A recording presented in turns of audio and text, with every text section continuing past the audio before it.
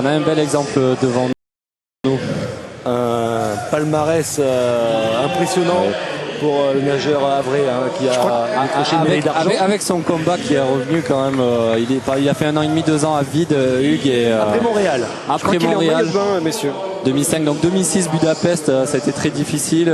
2007 Melbourne aussi. Et puis il est reparti de plus belle et il est revenu très fort. Parfois on a l'impression que même inconsciemment il cherche à se mettre en difficulté pour continuer à se motiver. C'est ce qui s'est passé l'année dernière pendant l'hiver. C'est possible, ouais, c'est possible. En tout cas on va voir, il est en maillot. Oui, c'est ce que je vous disais. Il est en maillot de bain. Et pas rasé. En maillot et pas rasé. Ah, ça, Sophie, je vous la juge. Ça fait drôle d'ailleurs, Sophie, de revoir des torses, des bras, des jambes. On n'avait plus l'habitude. Les bras, on les voyait quand même. Les bras, on les voyait.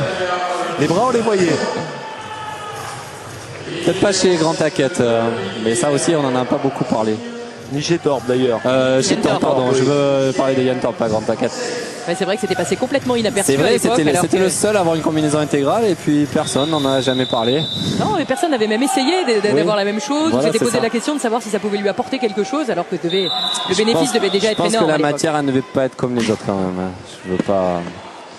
Mais bon, ça restait quand même un très grand nageur au-delà de sa combinaison.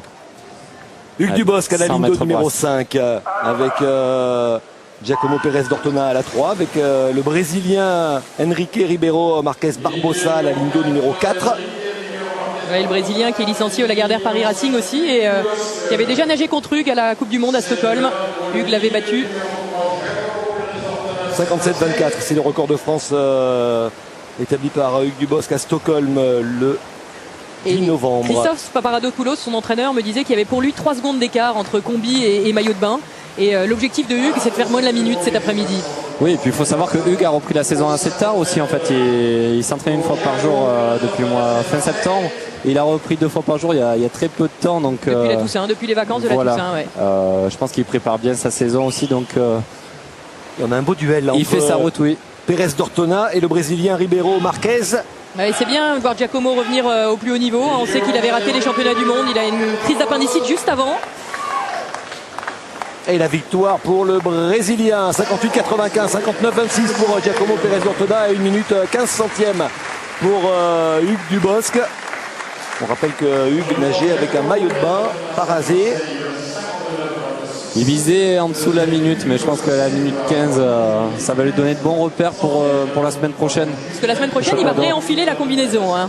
Son entraîneur nous l'a dit. Il va enfiler la combinaison et il va essayer de nager moins de 57. Au Sambras puisqu'il a nagé 57-2. C'est un autre défi. 57-24 à Stockholm.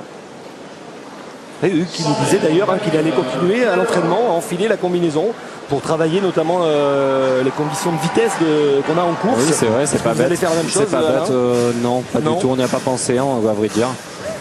On l'a jamais fait. Pourquoi pas? Je vais en parler à Denis, on verra ce qu'il en pense.